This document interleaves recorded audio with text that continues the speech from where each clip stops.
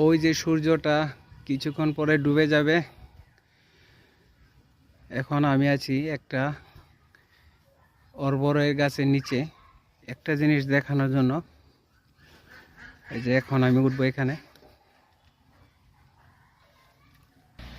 এই যে এখানে এই গাছটিতে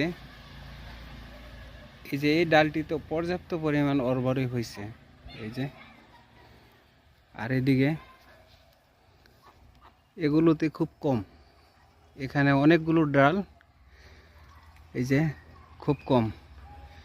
এখানে এত বেশি হওয়ার কারণ এই যে এই গাছটা মাটি থেকেও শক্তি সংগ্রহ করে থাকে, আর এই যে এখানে গুটি কলম দিলাম, এটা থেকেও সংগ্রহ করে, যে কারণে এখানে একটা ডালাতে পর্যাপ্ত পরিমাণ এই যে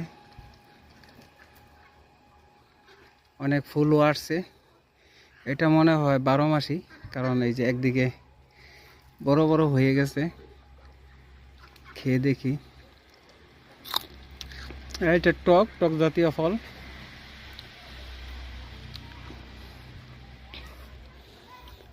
এর থেকে বোঝা যায় যে এখান থেকে এই ডালটি শক্তি সংগ্রহ করে ভালো গ্রোথ হয়েছে, তাছাড়া ফুল ভালো আসছে। এর থেকে বুঝতে পারলাম যে যে কোনো গাছের যত্ন নিলে অবশ্যই ফুল ভালো আসে। এই যে গাছ থেকে এভাবে পেরে খাওয়ার মজাটাই অন্যরকম। তাছাড়া নিজের হাতে লাগানো যদি হয়